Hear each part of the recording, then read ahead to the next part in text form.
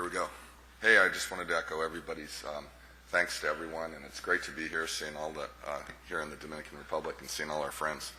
So here's a talk. This came to me at the last NANOG because it was very interesting the way folks were approaching the IPv4 runout situation and what it all meant and what people were doing. And living inside a vendor, you kind of see a different perspective. And so all of this stuff kind of came together, and these are just kind of my observations on, I don't make this stuff up, I just observe it. And so let's see how this goes, and hopefully I'll have some time to hear what people are thinking about this. But I just called it the end of the world as we know it because my friend Hank Kilmer had rem.com, and so everything's REM with Hank. They wanted it, he didn't sell it. Okay, so this is the new internet architecture. Really. So here's my agenda on this. Okay, so what's the problem and what's it all about? And then what is the new architecture and which world is it that's coming to an end? And then I have a little bit of crystal ball stuff and then what I think is next. And then hopefully we'll Q&A a little bit. So, or just stop me if you want to. So before we dive into all of this,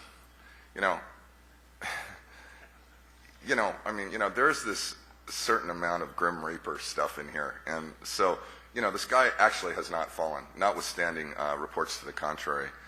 But if, as my friend John Doyle at Caltech said, form enables function. And so you have to think about what we're building and what functionality we're going to get out of it.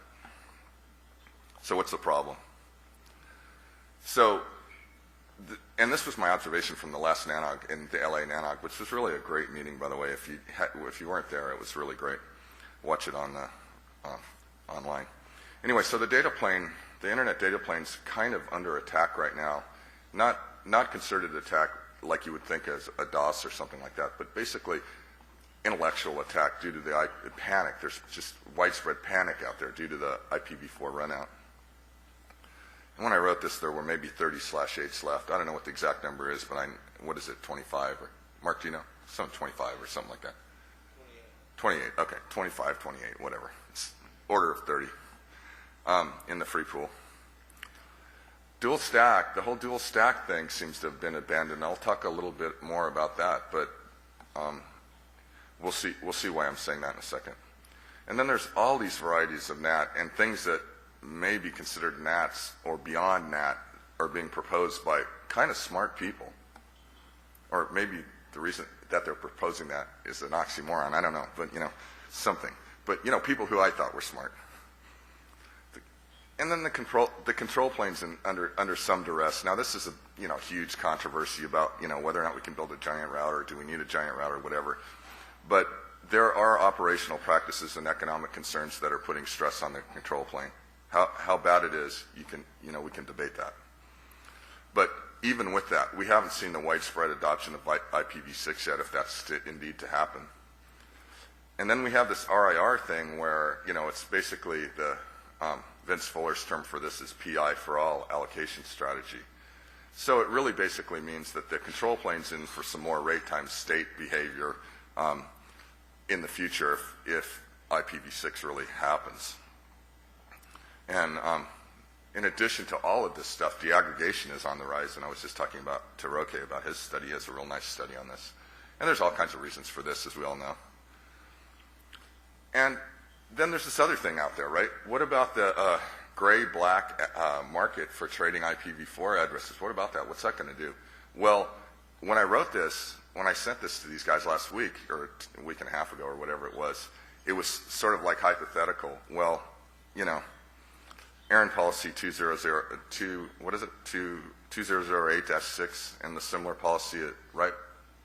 It's sort of turning white as we're standing here. Oops.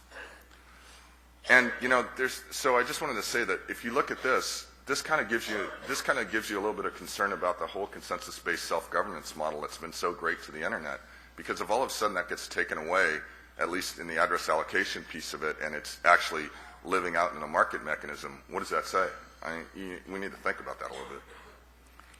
And I'll just note on the control plane to finish up this a little bit that the IPv6 designers, as far as I can tell, I wasn't there. Some of you I know were there. never really successfully dealt or tried to deal or whatever with the control plane. So that's just hanging out there. So what's a concern? Here's my assertion. And there's right now, because of this panic-based response that we're seeing, there's really a lack of reasoned approach to the IPv4 runout problem. So this is the data plane problem I'm talking about, and the growth of routing state in the control plane. And in some ways, they're life-threatening to the internet, the end-to-end part of the internet that we all know and love. And that really is the innovation engine for all of this. And the end-to-end idea is so powerful, and that's what's at stake. But in this talk, I kind of really want to focus on the data plane because, you know, we've beaten the control plane to death and continue to do it on the RRG mailing list and every other place. It's almost too much to even talk about. So the panic du jour really is what's going on in the data plane, the IPv4 runout, and what it means. And that's what I want to talk about. But I just want to give a very brief idea of what's going on in the control plane first. So what's the issue there? I think we all know and love this graph, right? During the time I was on the IAB, we debated, I mean, we were intellectuals. It was unbelievable. We debated what curve best fit this for hours and weeks and months, you know? And I kept on saying, well, you know, I don't really care if it's super linear, whatever it is. It's up and to the right. That's all you got to know, you know? You can fit any other curve you want on there. It's up and to the right, right? Okay, well, maybe there's I don't know, can you see the pointer here? Can you guys see that?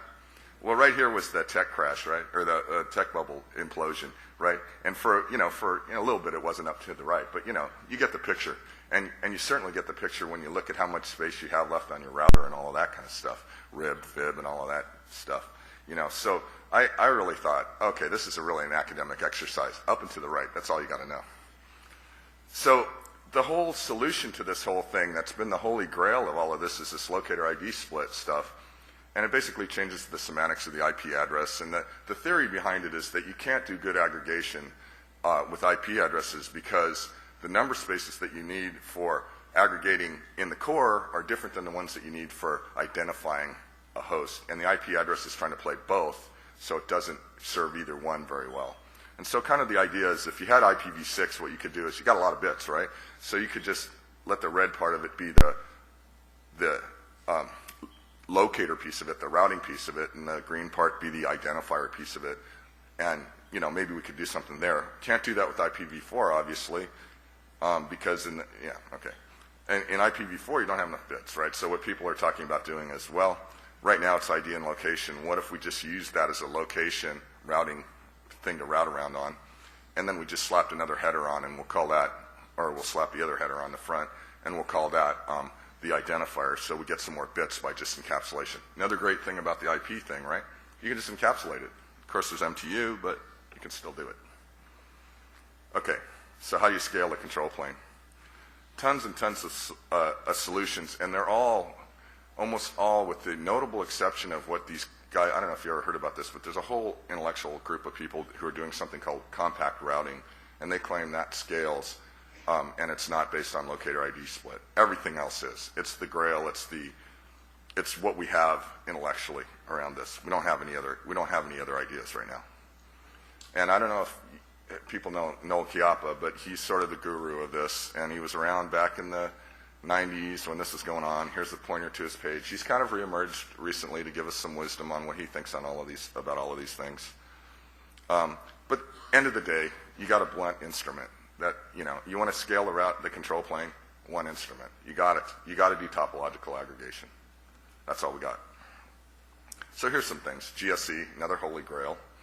6.1 router, something that's been invented. I mean, there's get on the RRG list if you have a high pain threshold, and you can find all kinds of this stuff. Yeah. Okay, I said that. None of these things. All of these things are just kind of paper. They're IETF things, so they're paper stuff. But, we've been trying to implement Lisp, and we've been trying to deploy it so we can learn some lessons. And we've learned a ton of stuff, but none of this other stuff is gone. And I would really like to see somebody go off and implement this stuff so we could learn whether it works, what its properties are, and stuff like that. And if you want to learn a little bit more about Lisp, look on www.lisp4.net, or if we have 6 in here, you can look at www.lisp6.net. Those are out there. Yeah, as you might imagine, lisp.net was taken. Okay, so let's get on to the thing I really want to talk about, which is the data plane. Okay, so what was our plan? We're going to scale the data plane, right? Because we know we want the internet to grow, and somehow we've got to scale the data plane. So we had this idea. IPv6, good idea, lots of bits. So how to get there from here? Well, we had dual stack, right? I mean, does everybody know what dual stack meant? You just run IPv4 and IPv6 and together, and somehow magically one goes away at some point, right? So we had dual stack. It was a great idea. Just put two IP stacks in your box and your router and whatever. Great idea. So we had dual stack, and we also had dual stack, you know, and we had dual stack. I mean, we didn't have any other plan, right? This was the plan. Well, you know, it's an inherently flawed idea, right? I mean, unfortunately, really unfortunately, because, well, how does it work, right? I stick quad A records in the, you know, in the DNS, and I can signal that my host, you know, I look up your address and I can signal to you, hey, I got an interface that's IPv6 capable. Why don't you use that? The unfortunate thing is, it doesn't tell me anything about the data path. So, what is that going to do to me, right? I mean, especially if I'm taking calls in the call center about my customers. You know, consider what Vista was doing, right? What it would do was it would use the quad A record if it was there, have to time out because there was no path to the whatever, and then, you know, the phone would ring and you'd lose the revenue for the customer for the lifetime of the customer or whatever. So here's a beautiful graph by Jeff Houston that describes what was supposed to happen. So the IPv4 pool size is crashing away, the internet's growing, but we had this great technology called IPv6, and if we ran this dual stack thing, well, there'd be this crossover point right here, and, you know, all of a sudden, IPv4 would just start crashing away, and people just turn it off, and all of a sudden everything would be IPv6, right? I mean, it's a perfect idea, right? If it had worked. But what really happened was, another nice graph from Jeff, internet kept growing, IPv4 pool kept decreasing, continues to decrease, and IPv6 deployment did nothing. So now, we're over here. I don't think you can really see this line, but we're over here. And so there's this big gap right here. And so what do, right? We're kind of, what do we do? So that's the panic, right? The size of this gap right here. And we want the network to continue to grow, obviously. All of us do. So what's the new data plane? What are we going to do about this? You know, people are still talking about dual stack. So I said earlier that it was effectively abandoned, right? Dual stack. And if you read this document, which was sort of the thing that a couple of the iStar people wrote as a, I don't know, document for one interim meeting they had. If you read that closely, you'll find out that basically the conclusion is dual stack was a great idea, but it didn't work. And, you know, if you couple that with what's called in that document disappointing IPv6 uptake. So what's happening? What's out there? So now I'm inside a vendor. I'm listening to what customers are saying. I'm looking at what people inside the vendor are trying to do. This is what I'm seeing. Carrier grade NAT. How many people have heard of this? How many people have heard of this a month ago? Yeah, well, okay. Now everybody knows what it is, right? And so basically what is it? It's a giant piece of big iron, right? And it's real hot and takes a lot of power. It's got a lot of state in it. And it's not really just NAT. It's NAT PT because, protocol translation, right? Because dual stack didn't work. So how am I going to talk to the rest of the world if I have v6 or v4 on either side? I need NAT PT, protocol translation somewhere. So there's double or triple NATs going on, right? There's this other idea called A plus P, address plus port. It's kind of a crazy idea, I thought. But basically the idea was, all right, so I'm a consumer. I don't usually use 65,000 TCP connections, so maybe I can steal some bits from the port and make a bigger address out of it. There's dual stack light. That comes down to CGN plus some tunneling. People have talked about IPv6 edge with IPv4 core, 6 to 6 over 4. Does that really work? I mean, is that useful? You know, Metcalfe's law, stuff like that? How about IPv6.google.com? Anybody seen this? Why didn't they put quad A records in google.com in the beginning? Well, because dual stack didn't work. That's the most obvious evidence that dual stack didn't work. Now they're giving you this Google over IPv6, which is sort of a way of saying, I'll give you a DNS view, but you take responsibility if you don't have a path. Go, Joel. Google will serve you quad A records if you come from a destination that they have deemed as v6 capable. Yeah, that's Google over IPv6. And that's just saying, you guys take, I'll give you a view, And that view is saying, you guys it's your responsibility now. Right, but I mean, they're engaged in a magic DNS load balancing exercise, and which records they give you is a property of where you come from, and that actually doesn't change whether you're on V4 or V6. Okay, well, John. Hey, Dave. So I don't know if you can say that dual stack is effectively abandoned. I mean, it's still who's part of what I got going on. You know what I mean? Yeah. People are doing it. I'm not saying people aren't doing it. I'm just saying that from the perspective of what's being deployed right now and how people are trying to solve this problem and what's been written in the IETF, you know, it functionally. So, well taken though. Okay, so can you do IPv4 edge with IPv6 core, 44 over 6? Well, if you could do that, you could just do 6 over 6. So you don't have an IPv6 core, which is was part of the problem that I think it must have been the case that the designers of dual stack thought that, oh, well, I'll get an IPv6 core and I'll be able to transit this stuff. But does this work? Well, not really. Now you're seeing stuff like NAT66 emerge. Okay, so this is 6 to 6 NAT. And what happened to IPv6 is great, we don't need NAT anymore. Well, now we have NAT 66. And I didn't say 666, which is just 6 to 6 over 6. I mean, it goes on, okay? It goes on. What can I say? This is just a data point for you all. The Behave Working Group in the IETF has now kind of found the role that they are responsible for sort of standardizing the NAT behavior. So IETF never standardized NAT, which is part of the reason it's difficult. Well, the Behave Working Group met 7 times at the last IETF in 2 interims. That tells you something. I never heard of a working group meeting 7 times in an IETF. So, okay, what does it all mean? This carrier-grade NAT stuff is going to get deployed. So, you know, there's a synergy, right? The synergy is, and I don't know if you can have a bad synergy. I think synergy means good combination of things or something. But the synergy is, it's big iron, right? So vendors like to make big iron. And if you are a service provider and you need IP address space, it has a good property, right? You can unilaterally deploy it and it frees you up from the IRR, from any relationship with the IRR, because now, you know, you're kind of manufacturing or multiplexing more globally unique addresses on one single, on a bunch of different addresses. So there's kind of a, you know, everybody's kind of liking it. The only people who aren't liking it are the ops people who are going to have to actually run this stuff.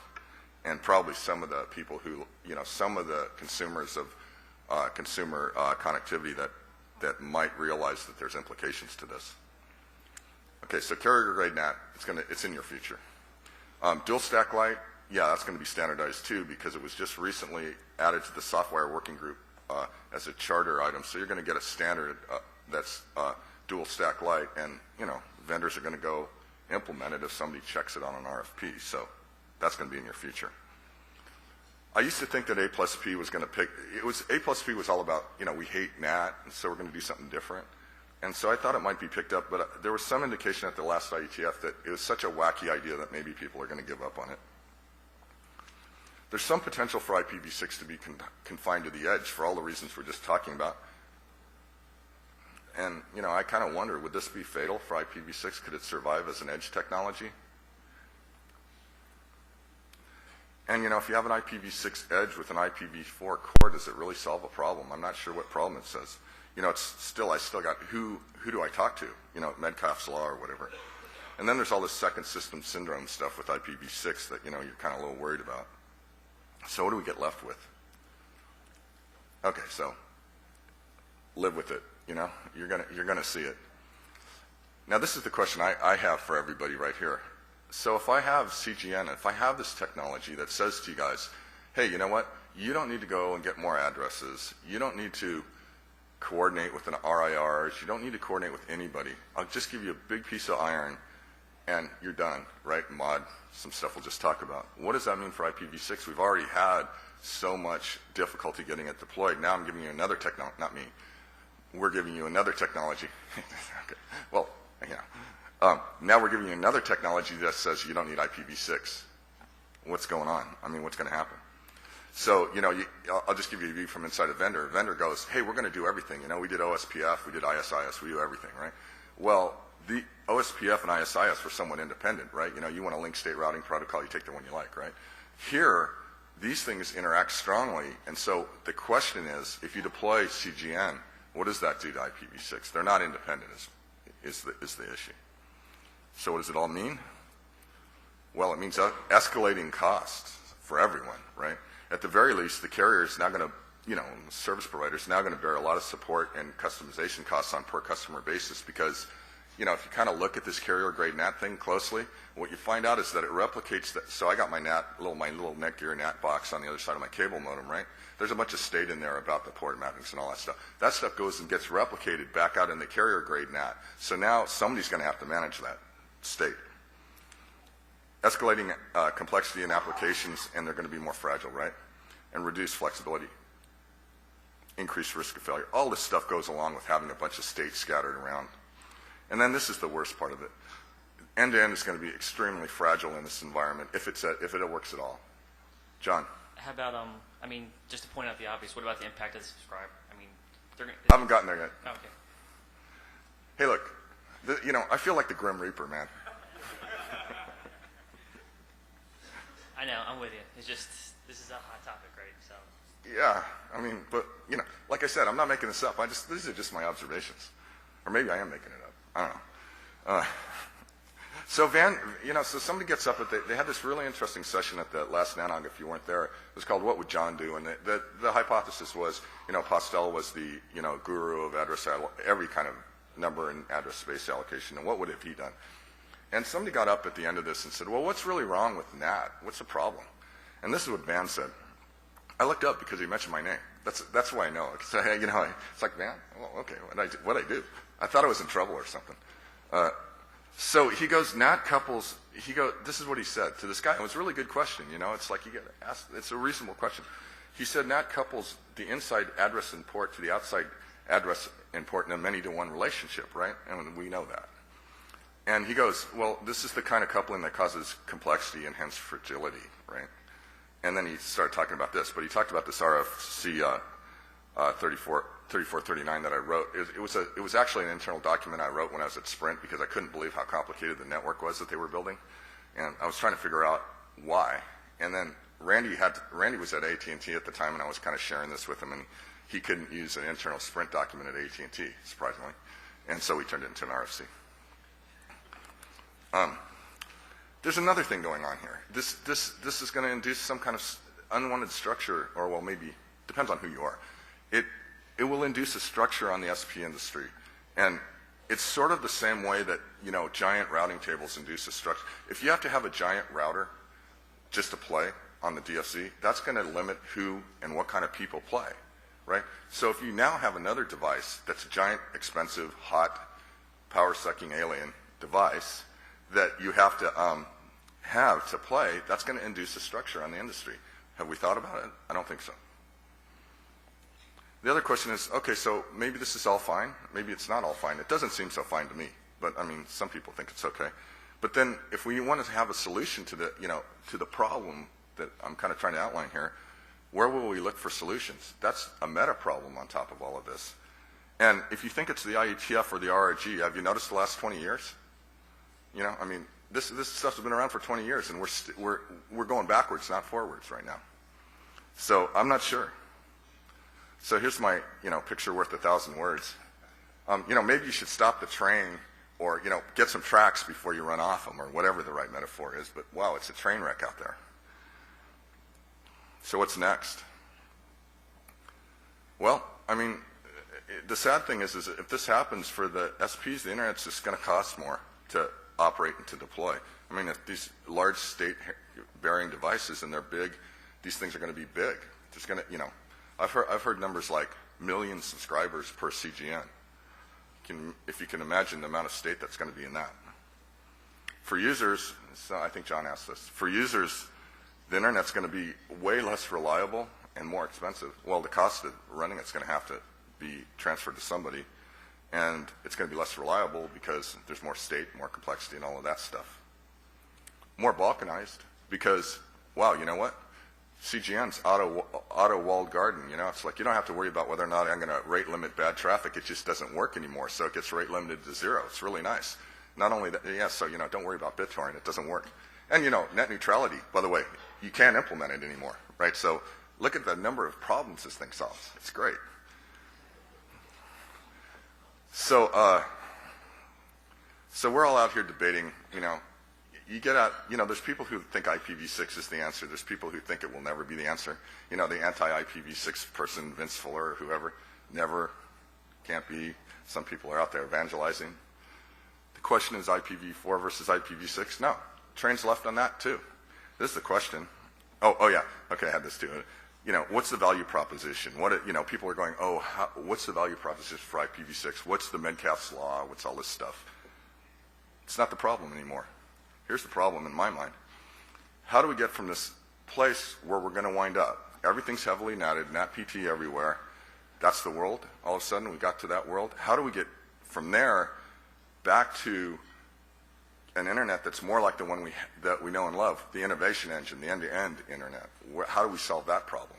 Because that's the real problem now, not IPv6 or IPv4. That's in the past. One way is not to go there. Yeah, but as you know, I think it's locked. I don't know. I think it's inevitable at this point. So there's more questions than answers in this. But John? Even if it's inevitable, isn't our job to make sure that if it happens, we limit the amount of time? Like, instead of making a forever technology, if we need a crutch to get from point A to point B, maybe CGNs are the way to go, right? And I don't think anybody here is really in love with the idea. I don't know. Are there any vendors out there? I mean, come on.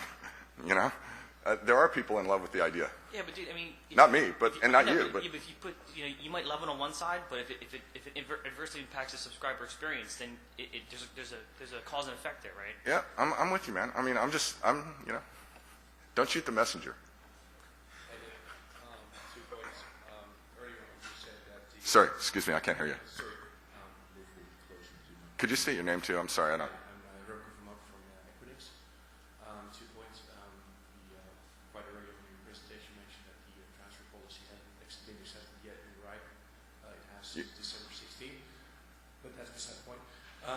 Yeah.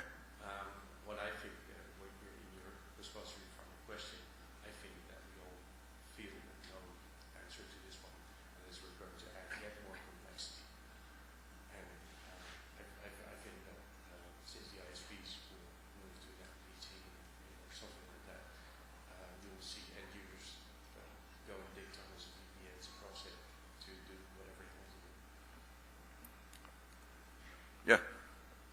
Could be. Well, one of the things about it is that if you have this environment, this carrier-grade NAT thing, what's going to happen is the web will probably still work, right, for most parts, right? So the question is how many, if I'm an ISP and all of my subscribers are just basically surfing the web, they probably wouldn't even notice, right?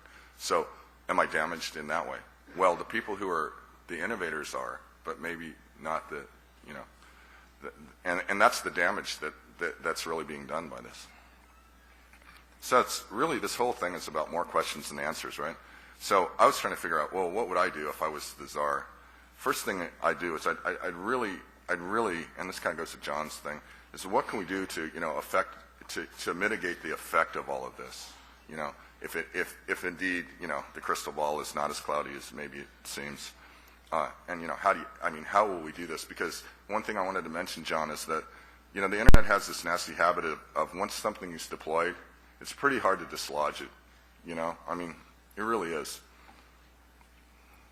We need some serious research into, what kind of internet scale data and control planes will work. We're really, we work on things, RRG, I don't know, it's been a little bit disappointing. I don't think it's been as fast or nimble as I would have liked it to have been, but maybe that's an aspect of the process. And we're doing, we're trying different things, but we need larger scale efforts. And, it's a multidisciplinary thing too. I think right now on the RRG list, there's a discussion going on about, the economics of different kinds of, mapping systems, whatever those are. And, we've done this before in the internet space, DNS and this sort of stuff.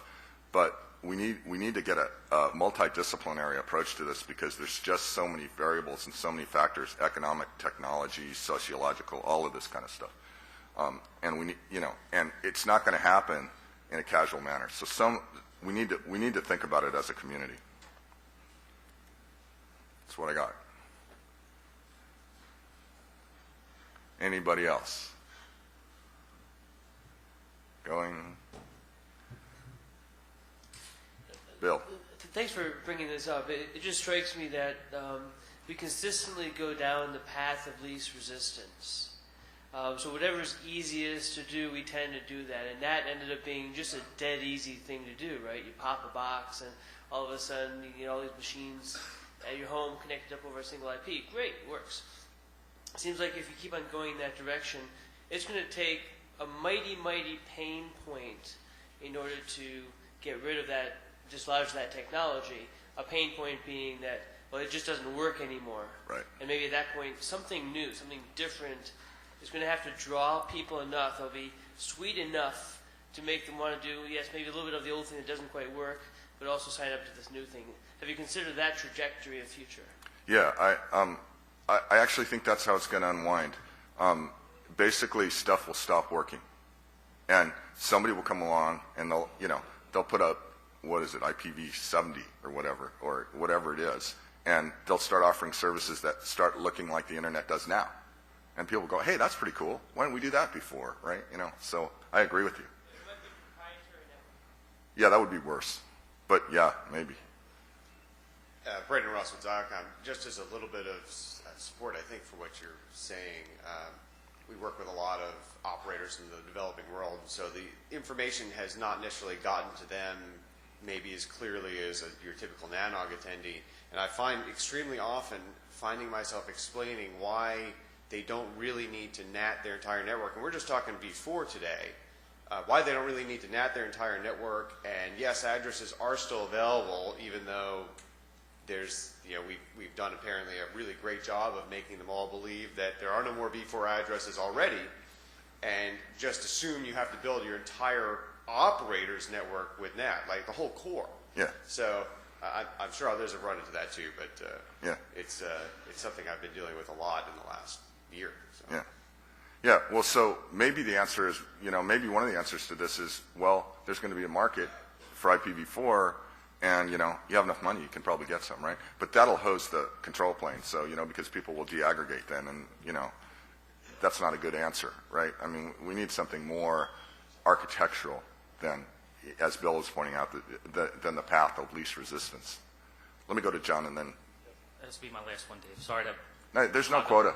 So the only thing because we all care, the internet's near and dear to all of us, right? So in my mind, to kind of help minimize some of the pain that we're kind of saying out loud we think is going to be coming our way in the not distant future, it seems to me one of the things that we can do is, particularly the folks in this room, is to start doing the things that need to happen to encourage V6, right?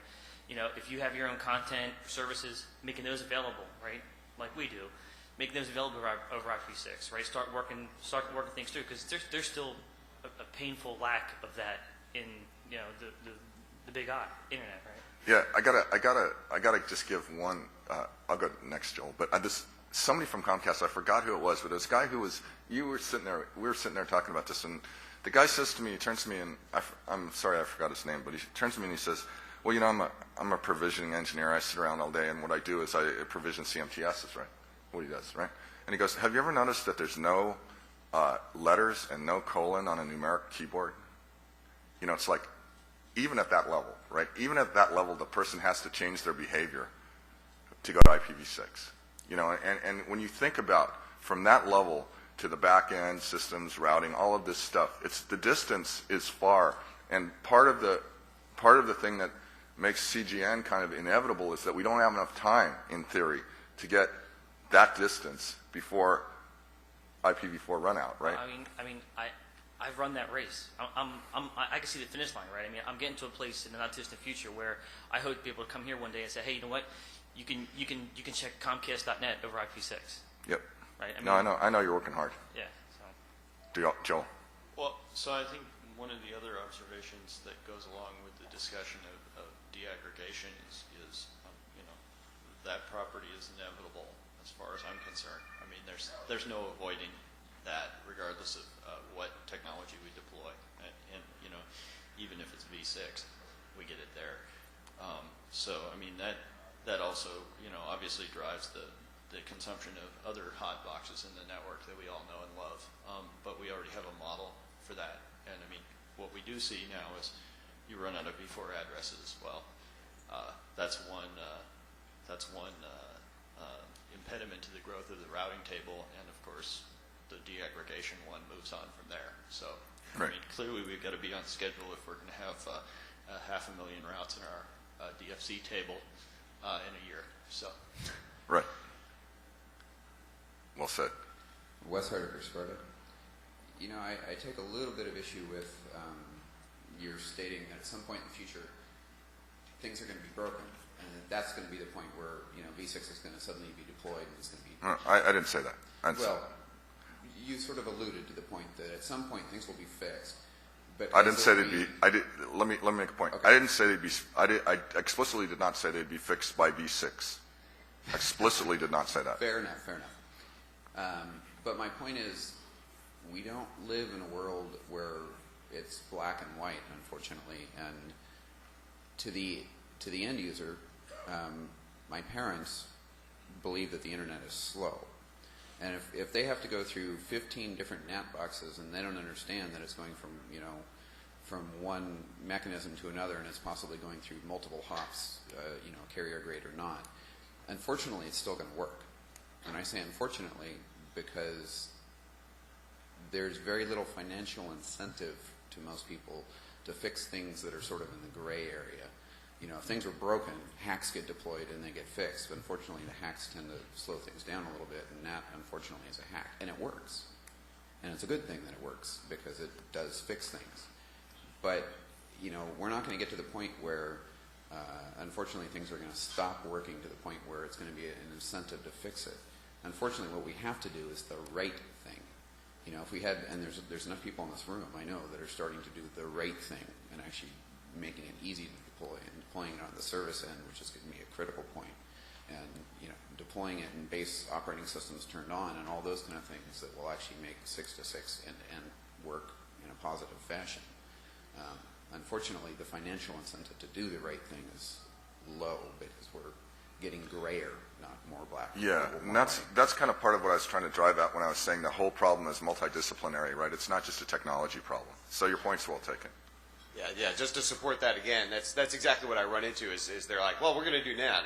Well, why would you do NAT? Well, we can't get any addresses. Well, why wouldn't we do NAT? Well, I try to explain. Well, there's these applications that are end to end, but nobody, they don't get that. They're like, well, can I surf the web? Yeah. Okay, done, right? Does VoIP work? Well, sort of. We can kind of make it work. Does video work? Well, yeah, unless you want to like send your own video directly to your neighbor. Oh, well, we'll never do that. It'll always go through the server.